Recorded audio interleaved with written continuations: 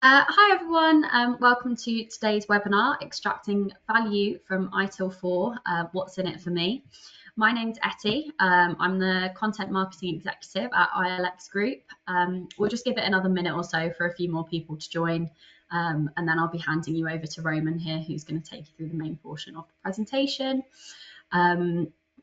So before we get started, I've just got a couple of housekeeping bits that I'd like to run through. So firstly, you'll notice that you've all come in on mute. Please remain on mute throughout the session. This just means that we can kind of hear Roman properly, and there's no sort of distractions. If you do have any questions though, if you can pop those up in the little question box that's in the corner of your screen. If there's sort of technical problems, you can't see us, you can't hear us, I'll get back to you via message. If not, if they're more about the actual content of the session, we are running a Q&A session at the end, and we'll answer those questions sort of when we get to that portion of the webinar. Common question we get asked, is the webinar being recorded? Yes, it is being recorded, and this will be going up on YouTube after the session, and you'll also receive an email in the next couple of days with a link to that recording, so you can watch it back and you can send it on to your colleagues and other people that you think might find it interesting. We also like to say give us a follow on social media. We're active on Facebook, LinkedIn and Instagram, so you can sort of hear about lots of other webinars and activity that we've got coming up in the future on those channels. And I also want to remind those of you that are PeopleCert members that this webinar is worth 1 CPD point, so you can redeem that after the session as well. Today's session's expected to last sort of 40 to 45 minutes with the main presentation, and then as I said, we'll be moving on to a Q&A portion at the end, which is going to last sort of about 10-15 minutes, so that should bring us to the hour mark. So yeah, without further ado, it's my pleasure to hand over to Roman here, who is the lead ITIL architect at PeopleCert, and he's going to be taking you through today's main presentation. Thank you very much, Hetty. Thank you for the wonderful introduction, and welcome everyone. Yes, that's me. My name is Roman, and I work at PeopleCert and Daxelos. And basically, if you don't like something in ITIL 4, then that's probably my fault. If you do like something in ITIL 4, then there is a long list of contributors at the end of every publication. Today, we will be talking about ITIL, but not only ITIL. We will start with a brief history of IT and business and how ITIL emerged from that. It won't be too long and too boring introduction, so please don't go away. Then a few very important key concepts of service management introduced by ITIL 4. Again, so those of you who attended ITIL Foundation may recognize some of the slides I'm going to show, but not only few of them. Many of them will not be from that, so not the key concepts you generally know from the foundation training. And then we will see specifically at which parts of ITIL and maybe if there is an associated training and certification, then which of those will be suitable and relevant for you in different roles that you might play. We describe these roles here as practitioners, managers, and leaders, but if you took time to read the description of this webinar, there were more specific roles mentioned, such as, for instance, product owner, product manager, service manager. We will touch on those as well. So let's start with the brief history of IT in business. So long time ago, in a galaxy not so far away, we are talking maybe 80s now, what we currently know as digital team or IT team or IT service team or IT product team used to be called ICT, Information Communication Technology team, and there were previous maiden names before, but let's not go that far in the past. And that team used to report to some managers of the organization. We are talking internal IT team, of course.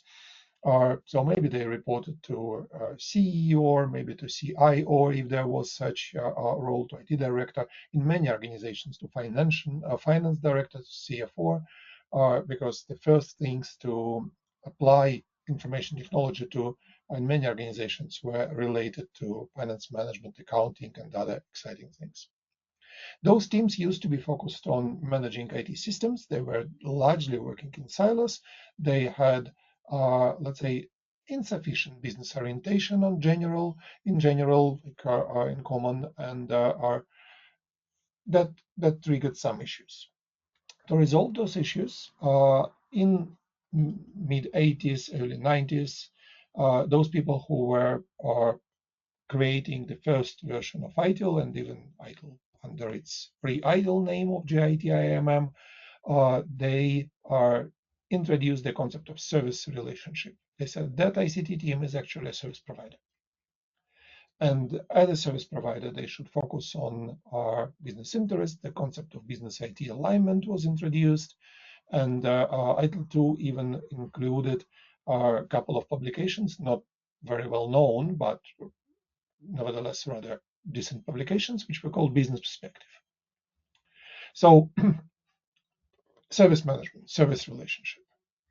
And we are now talking mid 90s to early 2000s, and this is where many organizations decided, okay, IT doesn't matter.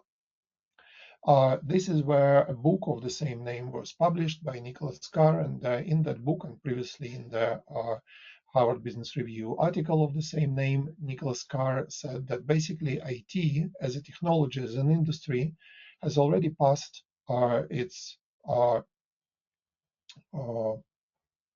value creation curve, let's say, and it's time to commoditize IT.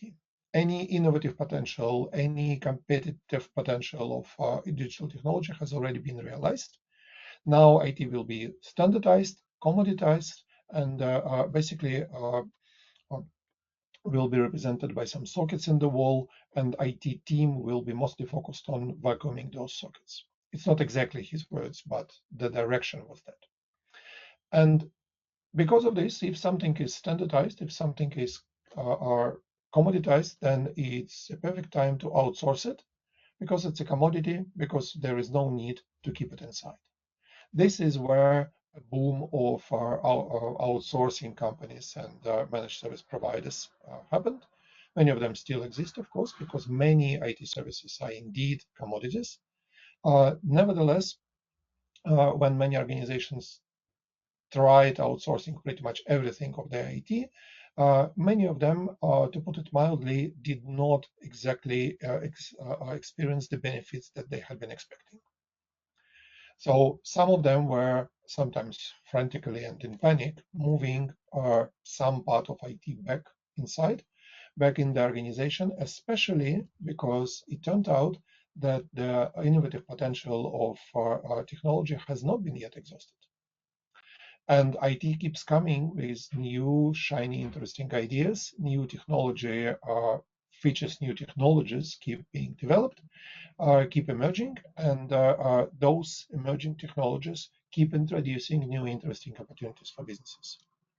This all resulted in something like this. We have brought our applications teams back, and we reintroduced internal software development in business organizations, and we expect that those application teams and development teams will be creating something that will make us different from our competitors. So we create better applications for our users, we create better internal systems for our employees, and we expect that technology will help us in some aspects, not in all, to let's say, overcompete our rivals. Of course, there is still a lot of commoditized services, everything related to infrastructure, and we will come in a couple of slides to the idea of cloud development, etc. It all still creates a solid business case for outsourcing some of the IT services, some of their technologies. And this is where I will step off this trail of development of organizational role of IT into one important event that happened approximately in mid 2000s. So usually 2007 is attributed when we talk about emergence of DevOps. So not only organizations were developing, of course, technology was developing as well. And important technological developments such as cloud computing and virtualization are enabled such thing as managing IT infrastructure as a code. At the same time, in the development world, evolution of agile software development methods provided some opportunities for faster development of software. The problem with faster development of software at that point was that we, as a software development team, could generate, let's say, a release a day, or a release a week, or a release a month. And basically, there was no practical difference between a release a day, a week, or a month, because in order to, let's say, install that release in our infrastructure, it would still take half a year for our infrastructure teams, because each of those releases could require some changes in the infrastructure. Those changes in the infrastructure usually took long, and that made all that very fast software development not really useful from the business perspective. There is a famous diagram from one of the organizations showing the whole value chain from requirements to actual use of software. And somewhere in the beginning of the chain, there is a software development, and that single part of the chain is highlighted. And so we are freaking agile here. But as long as we are not agile enough in other areas, and one of the important constraints used to be the actual infrastructure changes, that agility in one step of the value chain doesn't really matter. So only when agile software development methods could be combined with digitization of infrastructure management, we could finally benefit from DevOps in terms of increasing the speed of delivering new products to market, and significantly decreasing time to market. So these two important trends, software agility in software development and infrastructure as a code, together created this opportunity and supported the need for DevOps. And DevOps emerged. And product management supported by DevOps emerged. And if we continue watching the development of or the evolution of the teams and the role of IT in various business teams, then we see that we have application teams specialized in some business-specific applications, supporting specific business functions, and probably supported by shared infrastructure service provider, internal or external. And then we continue and we have some cloud infrastructure under our products. And we see that product teams, depending on how closely IT and business are integrated, we can see a full stack product teams, including business people, software people, and infrastructure people. Or we can have product people or product teams where business work together with software developers, but infrastructure is supported by an external team. Or we can have these separate teams, business application and infrastructure, but we still try working together. We are moving towards closer collaboration between business and IT, and we have been moving for the last maybe 10 years, even longer for some organizations, and sometimes successfully. And this is where we obviously see some mix of products and services, taxonomy of products and services terms, and this is where probably it's worth to address that mix.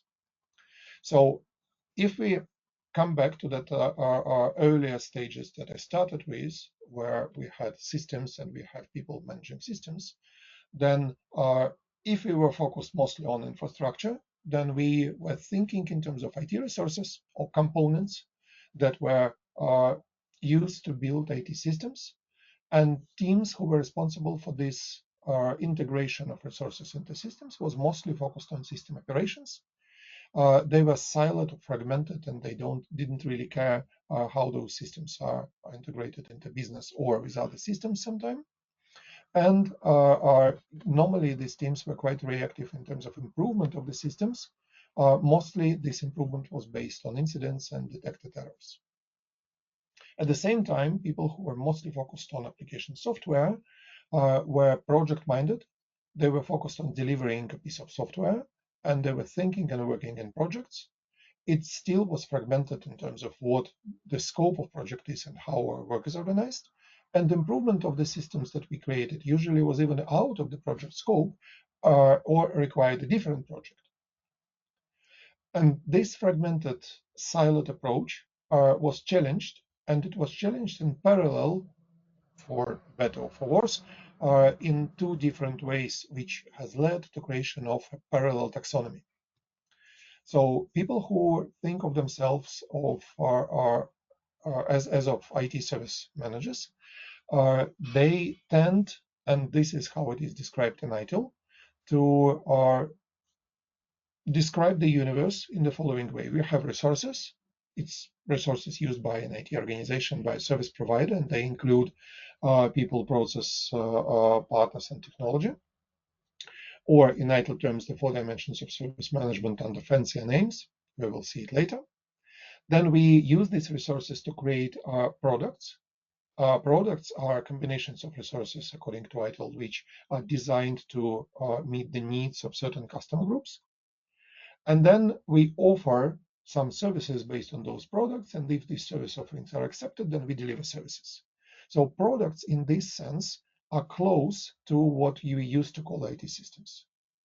And service management publications, ITIL included, and mostly ITIL, they keep saying that you have to focus on value co-creation with your customers, that you have to adopt a holistic approach and think and work holistically, and that you should incorporate continual improvement based on feedback in everything you do, including your service management activities. At the same time, in the same universe, there was a famous book called Project to Product.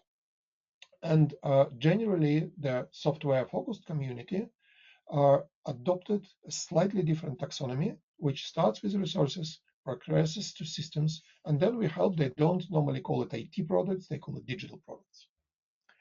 So the key ideas there are focus on value delivery, adopt a holistic approach, and continually improve based on feedback. There is an obvious similarity here. And if we look at this to stacks or taxonomies, then we can safely say that in most cases, the term IT product or digital product and IT service may be used interchangeably, as long as we focus on value. There is an important nuance, however. In service management, we say that value cannot be delivered. In service relationship, value is co-created. When you put some new release on a shelf, or even if the shelf is very close to the customers, there is no value yet. Value will be generated if customers will start using that product and if they will experience what they expected to experience and will benefit from this product in a way they expected to benefit, and they will pay or otherwise compensate us for this. And in this case, we will have value co-creation.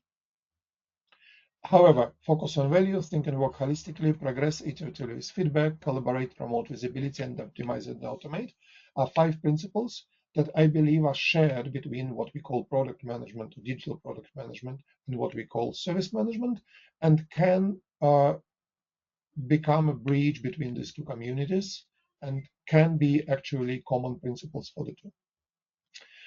There are 2 more principles in ITIL. We will see them in a couple of slides.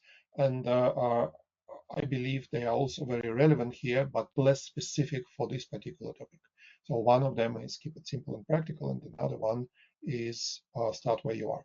They are very valuable. They are adopted by both communities, but in terms of this taxonomy, they are a bit less relevant. So we have naturally built product managers and service management managers community, and product managers are more, and product management for digital product management more focused on development than operations, and service management is perceived as traditionally focused on operation. So we can, in a very simplistic, intentionally oversimplistic way, say that we have been evolving from managing IT systems to managing services and products. And that has been an evolution from fragmented technology-based focus, focused on technical performance, to attention to business value and customer experience, holistic approach, agile development, and ideally we should have equally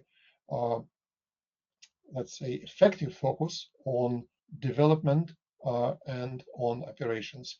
But in practice, people who identify as service managers are often lacking development focus, and people who identify as product management often tend to ignore operations.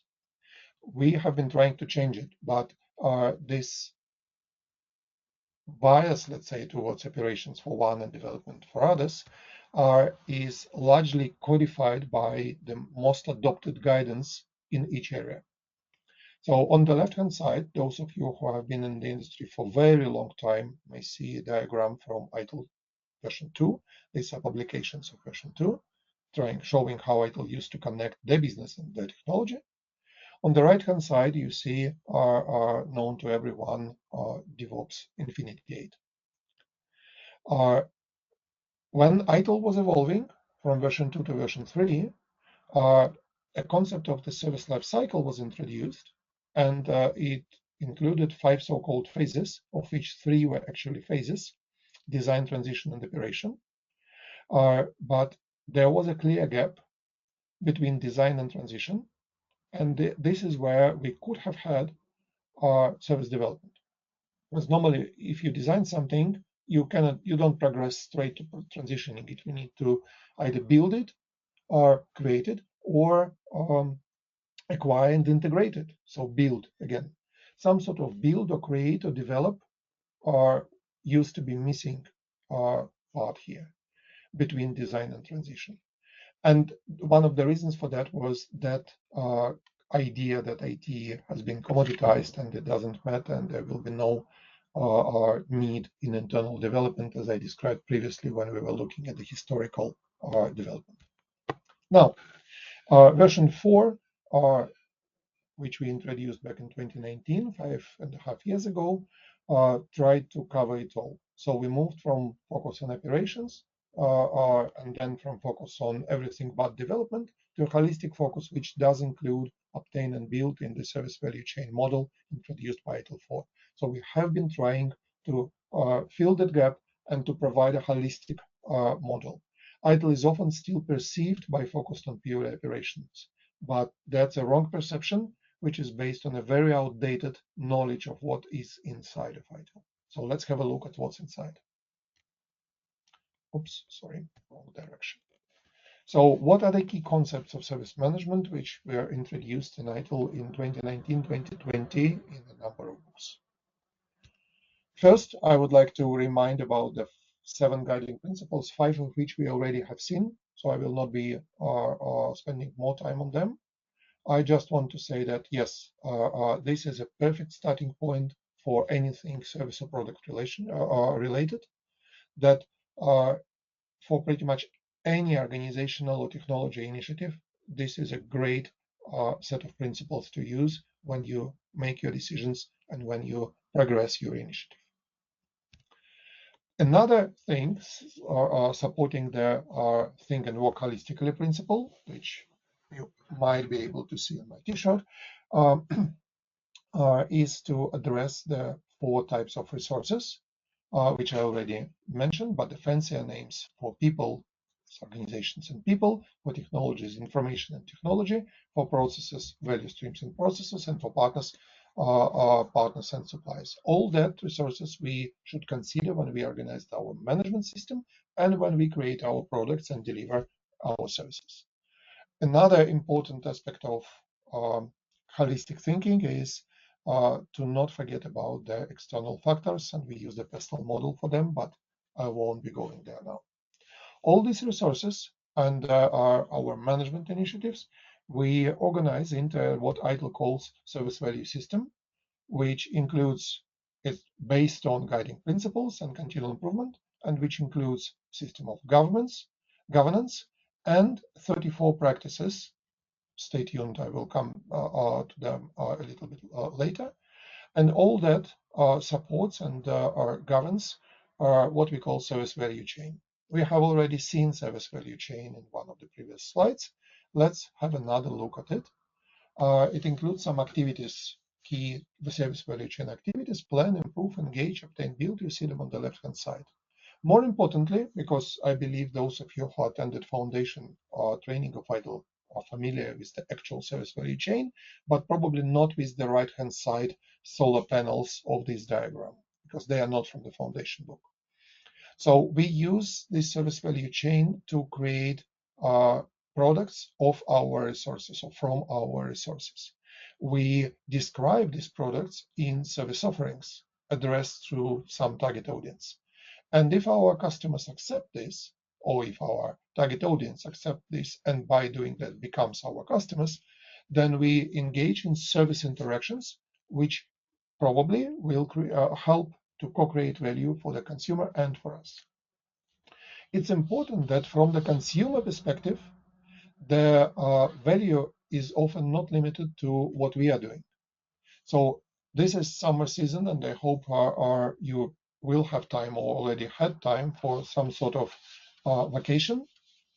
And when you were planning your leave, vacation, holiday, or whatever you call it, you probably were booking some flights, booking some hotel, maybe booking some car rental, maybe some restaurants, maybe some guided tours, maybe some other, I don't know, theme park visit.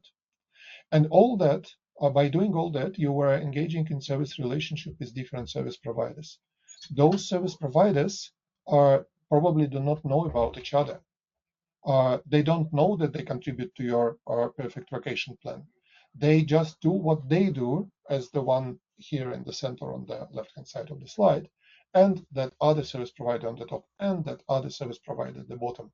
But only if each of them work correctly and delivered their services as you expected. And if you were good at consuming their services, and all that was perfectly matched together, then you have your vacation of the year.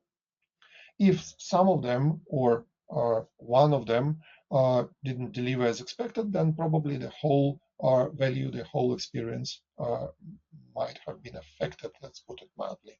Hopefully not ruined. You may go for another scenario. You may decide that all this integration of our individual providers is a bit too risky. So instead of booking all that yourself, you delegate this integration to a specialized service provider, and that's called service integration and management. And that tour operator in this example will add some level of warranty to this combination of service relationships by integrating multiple service providers and providing you with a guaranteed but probably rather mediocre and standard vacation experience. So it's important to remember that value is generated in service relationship, and it's not just one service relationship, it's a combination of service relationship. As consumers, we constantly are in service relationship with multiple providers and vice versa. When it comes slightly deeper to this taxonomy of products and services, we can, you see on the left-hand side, we have resources, we build products of them, we describe them as service offerings, and then our consumers consume them. So we can identify different ways of consuming services. The services can be provided and consumed through transfer of goods. If at that vacation you arrive to a hotel and you found, let's say, a bottle of water in your room, it's now your bottle of water. In most hotels, it's complimentary. It's included in the service that you are consuming, and it's now yours. It's up to you what you do with that bottle of water. You can drink it straight away. You can ignore it. You take it to the beach, or you even can resell it in theory. So that service includes transfer of goods. Not everything in your room can be taken to the beach and resold. So the hotel normally expects that the bedding, the towels, the all the shower supplies, they remain mostly in the room and can be reused by other guests.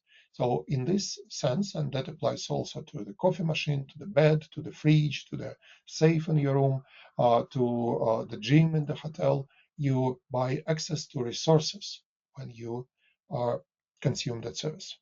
And this is, by the way, the main form of service consumption and delivery in IT. So if we move from hospitality to IT, then we see that most IT services are consumed by accessing resources of a service provider in the form of application, in the form of some cloud services, or in the form of some resources accessed by the application or via an application. And finally, there are service sections. Think of training, consulting, catering, some hospitality services when it comes to clean the room, or when somebody delivers food to your room, or when a bellboy helps you to deliver your luggage to your room, or when reception orders taxi for you.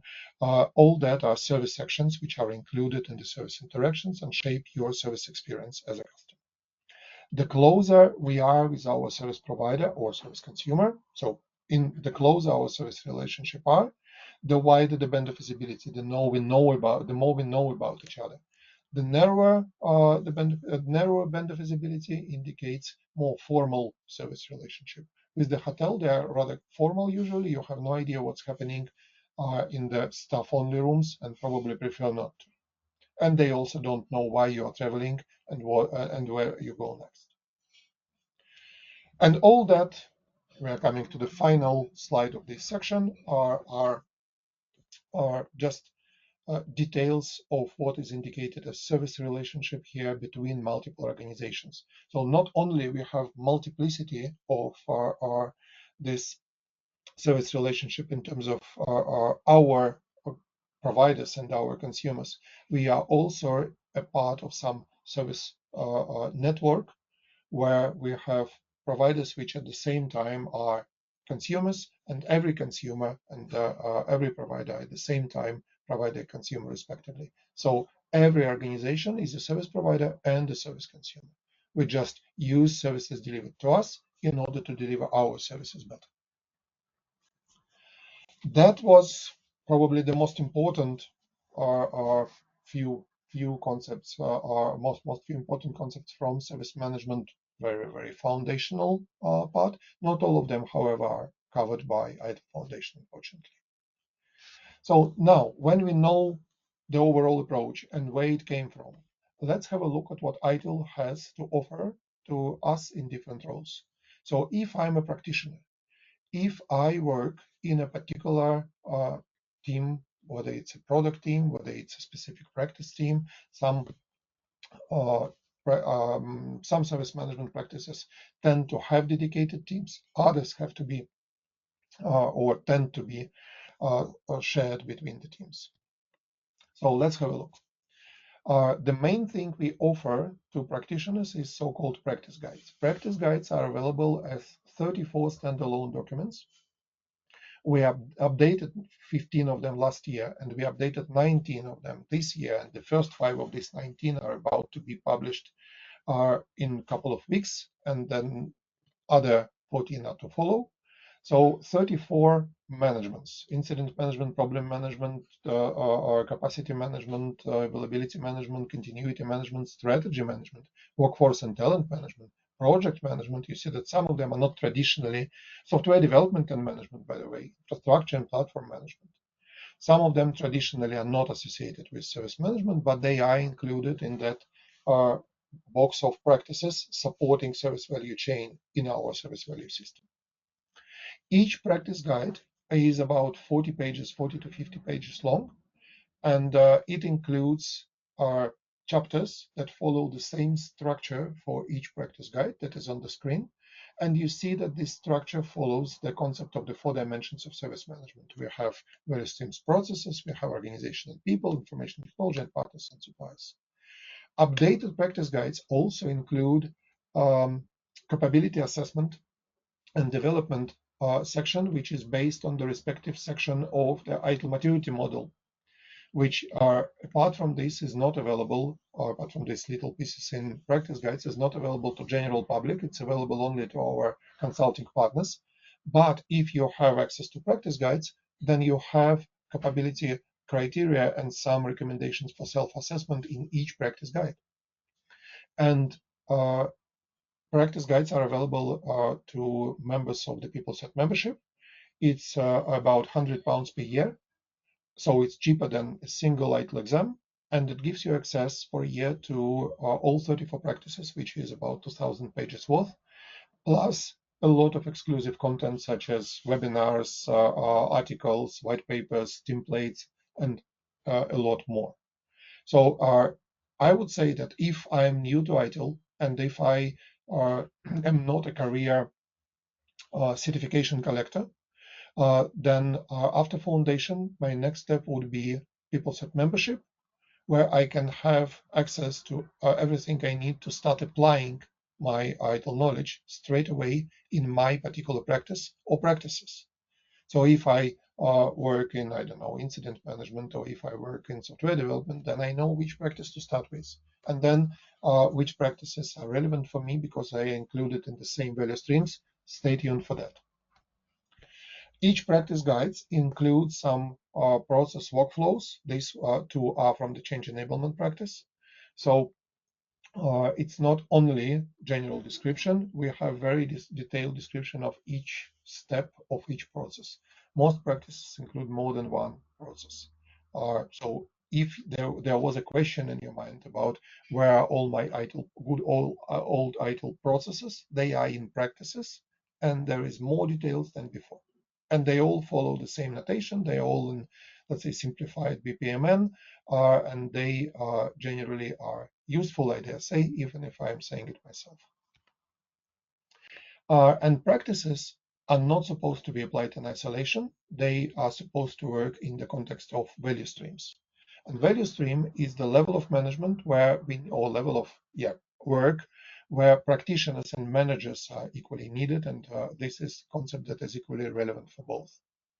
So value streams are workflows which include activities from multiple practices and supported by other multiple practices. I will show you an example in a few slides, so stay tuned for that. Value stream management and the integration with practices is addressed in both practice guides and specific publications to which we are going right now.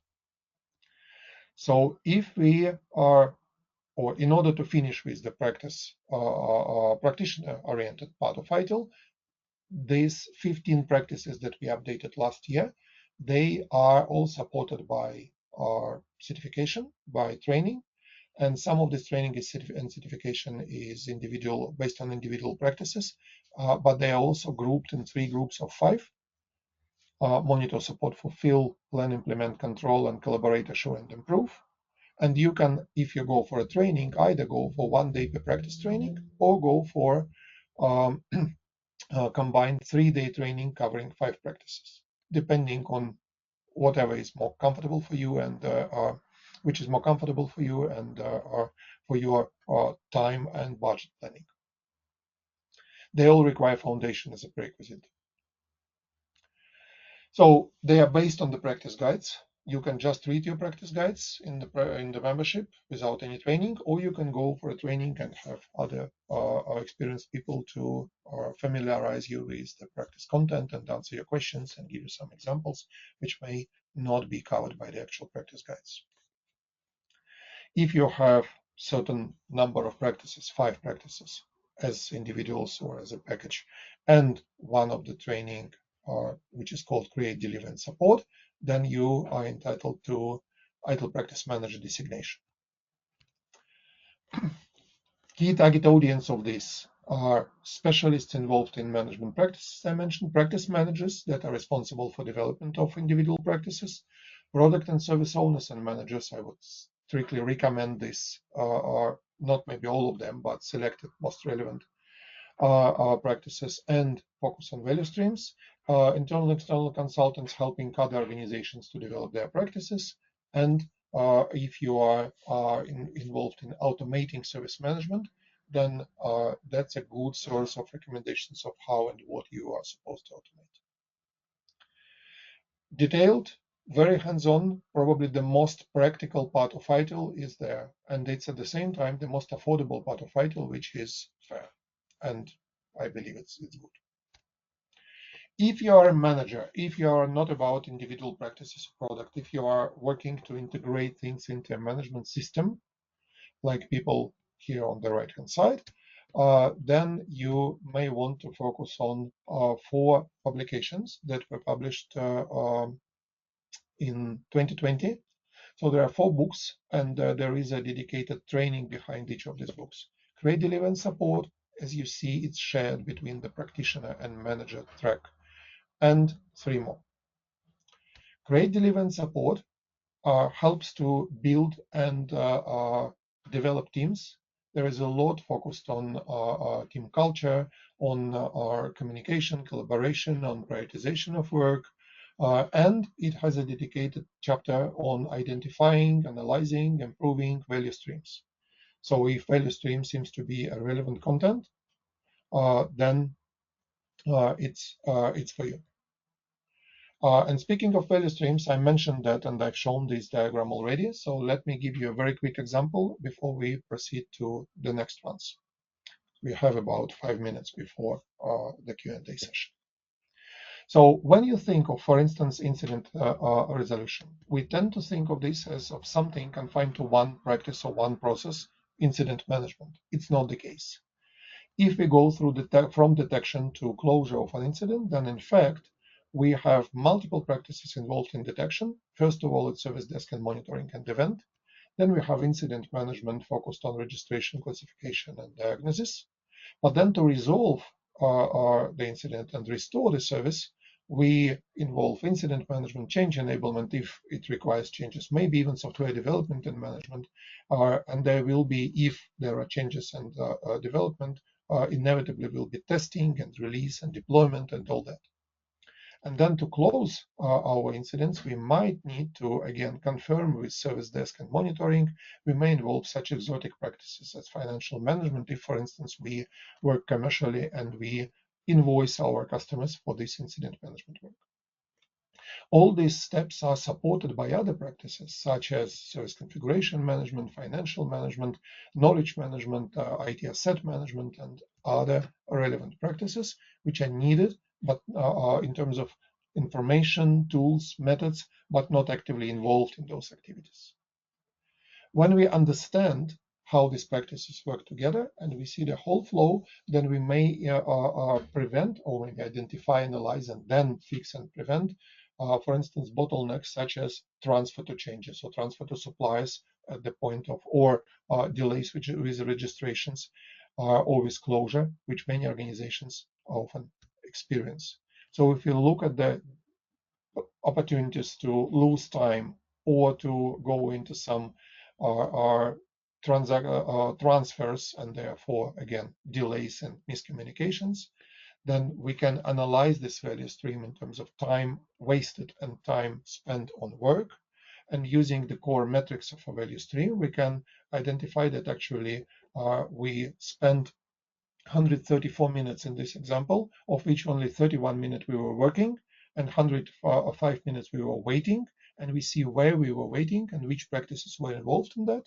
And we can see where are the bottlenecks and where is the most of waste and where we can improve the flow of incident resolution. And very often this improvement appear not within practices, but where practices are connected. So we need to see it holistically. CDS helps practice guides help in that. My favorite book of those 4 is Drive Stakeholder Value. It helps organizations, customer organization and service provider organization, to go together through what I would call service journey, from identification of needs and offerings to realization of value.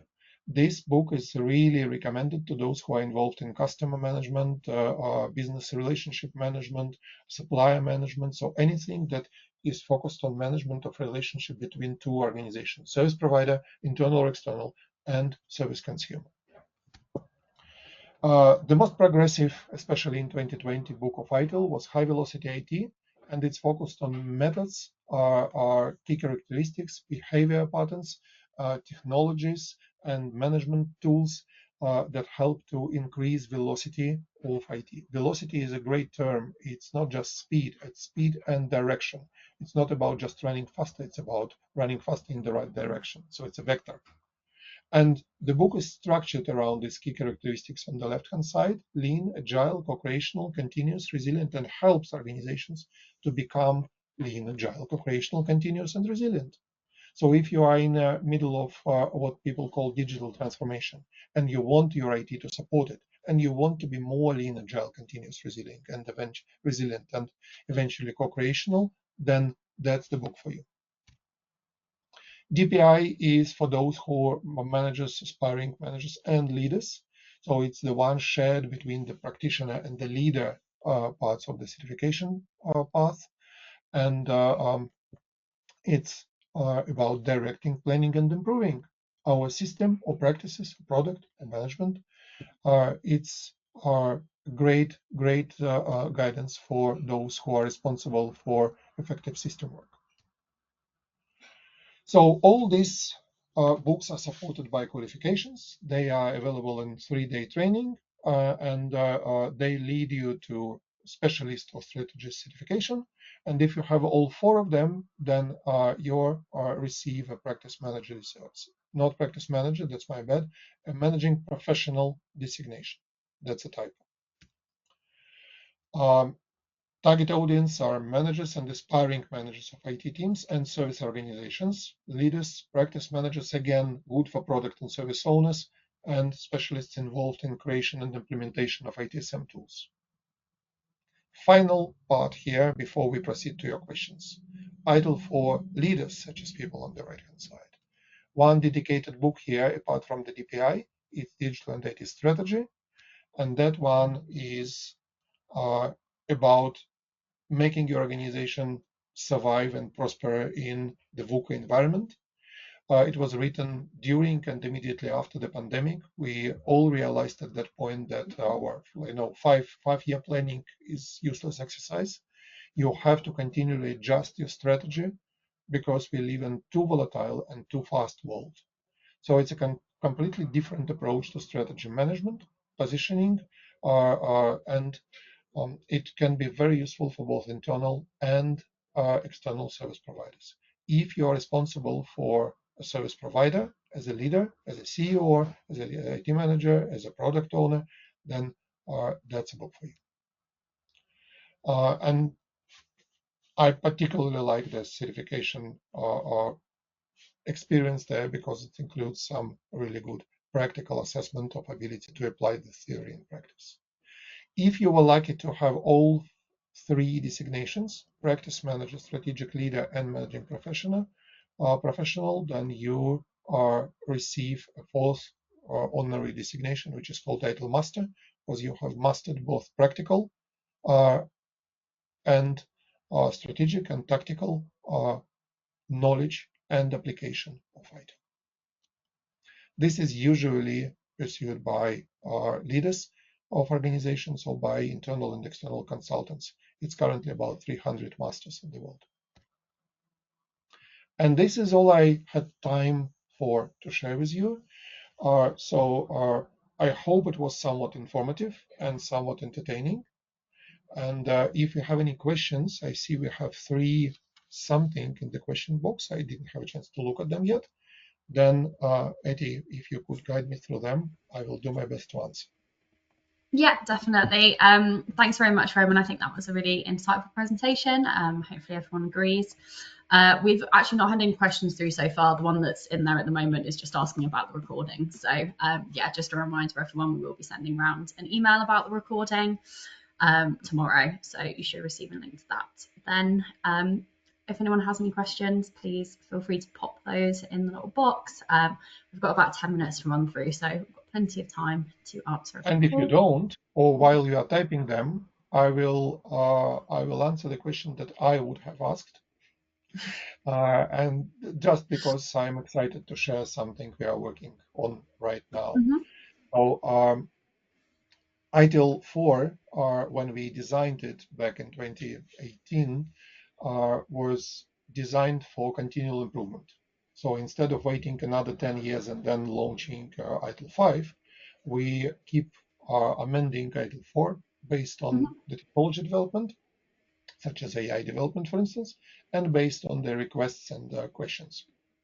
And one of the persistent requests from the community was that people need more hands-on, more practical guidance on how to integrate practices and value streams, how to identify value streams, how to manage value streams, or how to benefit from this value stream idea. Because according to our recent surveys, people love the idea of service value streams and rarely apply it.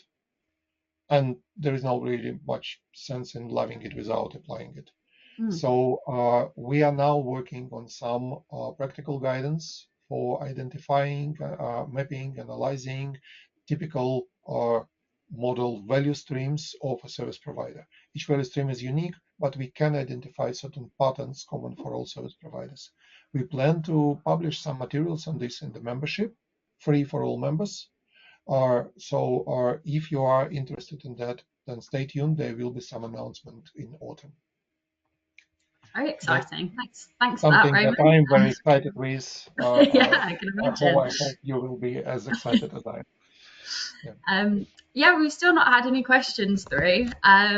So I'm assuming you must have answered everything that everyone wanted to know about ITIL. Or bored everyone to fall asleep. In which case, people wake up. We are done. Yeah, I think from my side, so a common question we obviously get asked is about the training opportunities that are available.